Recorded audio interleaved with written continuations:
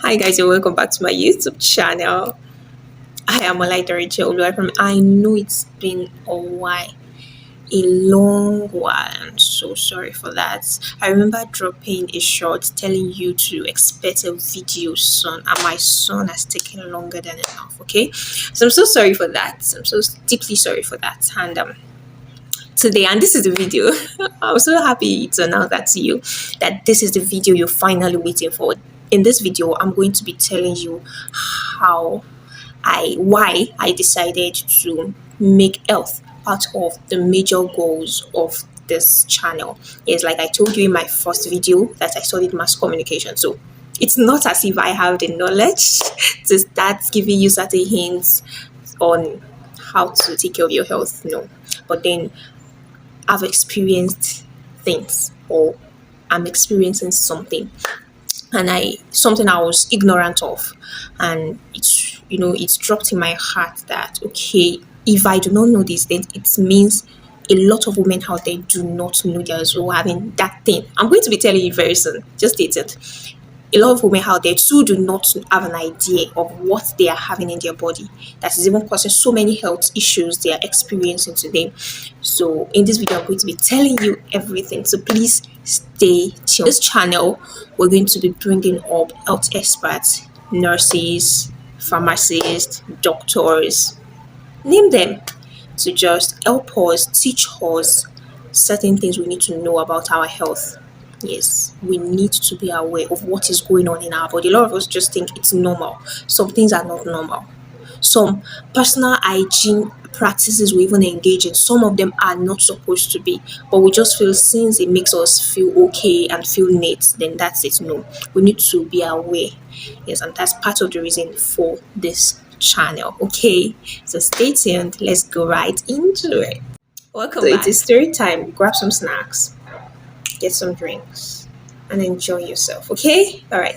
It all started while I was in my final year, and there was a particular program, more like a conference, held for the female folks. And it really wasn't just for my department alone, neither was it just for my faculty, but one of the executive in my department actually spearheaded the program.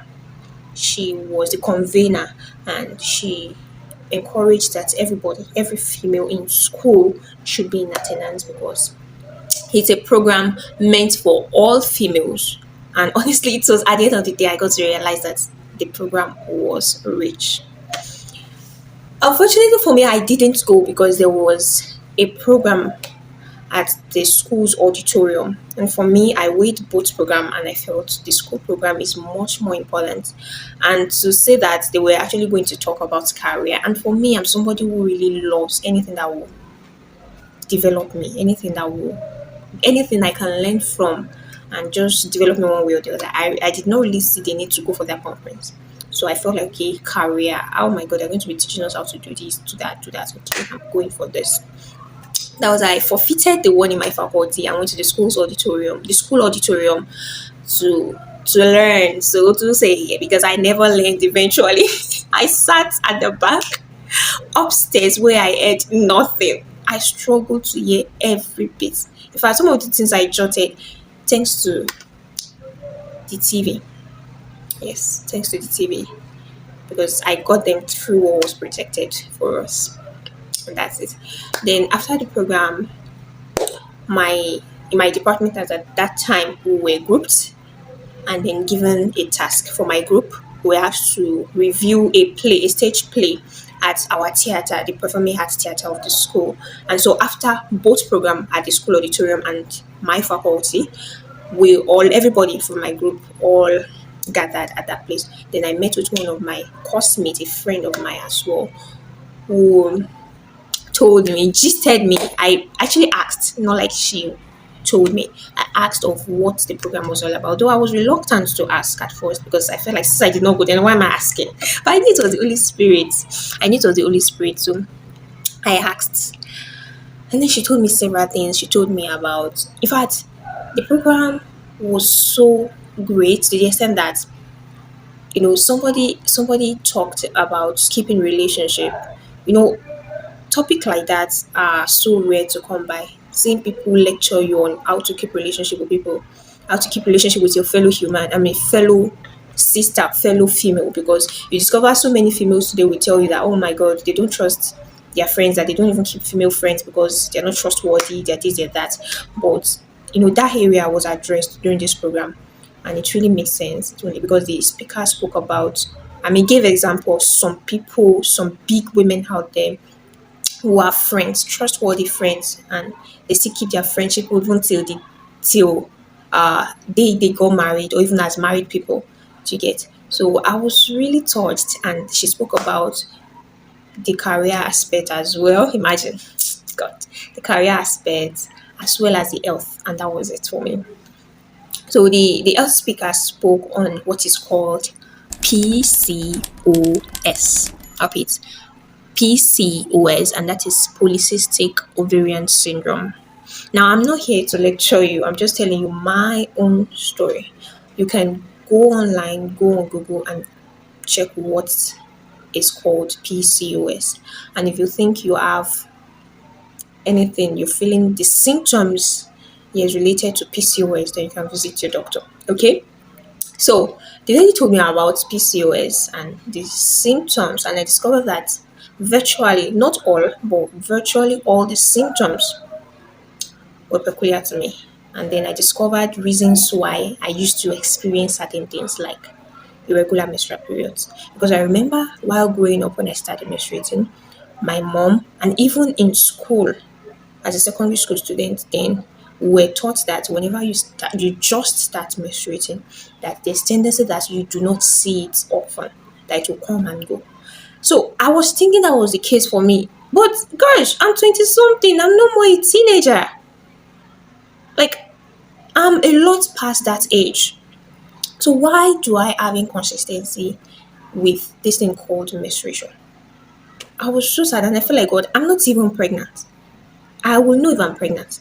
And it's somebody who slept with somebody that would be pregnant. So I knew I was not pregnant. So why am I not seeing my menses regularly? I was so disturbed. In fact, at some point I wanted to see. I spoke to one of my mummies who are nurses, though we have not really talked about it. But it was when I came across this PCOS. Then when this lady told me about PCOS, and I discovered, oh, so this is the reason. This is the reason. Oh my goodness, that news broke me, because I Google searched it. And when you Google search something, it's like you are worsening the case for yourself. It became worse. And what broke the camel's back for me was when I discovered that it could lead to infertility. And I'm like, gosh, so I will not be able to give that? Oh my God, I was so pained. Did I cry? Maybe. I did. I think I cried. And for days, I was just Google searching if there was a way out. And every single search tells me that there is no way out. And they do not even know the particular cause. Some relate the cause to maybe um, gene, probably something inherited from your parents, or maybe feeding. And so, they really do not know the cause, the actual cause. And it's so painful to hear that. So I was like, what? Then I started looking for solution. So one thing about PCOS is that it cannot be cured, but it can be managed. And one of the ways you can manage it is to change your lifestyle. Absolutely, you just need to change your lifestyle. And if you're somebody who care for yourself, yes, if you care for yourself, I advise that you change your lifestyle, because it will really help a lot. Now, for proper understanding, I would love to just mention a few of the symptoms of PCOS, and that is irregular menstrual periods, uh, hirsutism. If I get it correctly, hirsutism. Yes, that hair on the face, especially as it is hair on major, I mean, areas where you're not supposed to have hair, like your chest, yeah, I think your belly, your face, your birds, yes.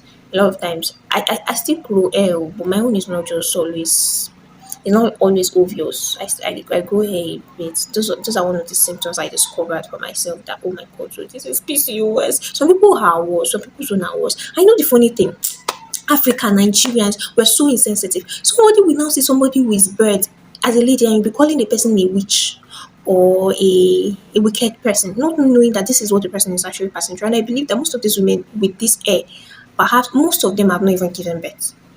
So imagine somebody facing that kind of thing, and a small child is calling the person a witch just because her parents or his or her parents told him that anybody with hair is a witch in Africa. Just imagine that kind of thing. So please let's learn. Let's learn so that we do not act unjustly, especially to certain people. It's now that I'm beginning to understand that, though for me I don't used to make jest of people, but I'm always wondering, why do women have hair? In fact, when I started noticing hair, like just a strand of hair, you may see one year like that. I'm always wondering, like, why am I growing hair? So it's until I discovered this thing called PCOS that I later understood that, oh, so this is what I'm actually facing. So symptoms like that. So in case you also experience such, yes, probably regular menstrual periods, a hair cysts in the around the eggs. These ones are not even seen. It's part of the major cause or symptoms of PCOS, so to say. Please go online and search it. I'm not here to educate you. I'm just here to tell you my story, okay? Go online, search it, meet your doctor, talk about it. And in fact, conduct tests. It's very important. It's very important so that you'll be able to change your lifestyle, because you need to know what's wrong with you. Yeah, also note that this as well causes infertility. So please, if you feel like you're experiencing some of the symptoms I am talking about, I spoke about earlier, kindly do something about it. Go visit your doctor. Go visit your doctor. Yes, because it can lead to infertility. And then try as much as possible to change your diet. Those are things I'm doing, and ever since, though I'm not yet consistent with the changing of my diet, but I am trying, because you would agree with me that changing of diet is so expensive. And as a student, I tried it. Oh my god, it was so expensive. And now that I graduated, I'm back home with my parents at the moment, and I just have to eat what they eat. Yes, I just have to eat what they eat.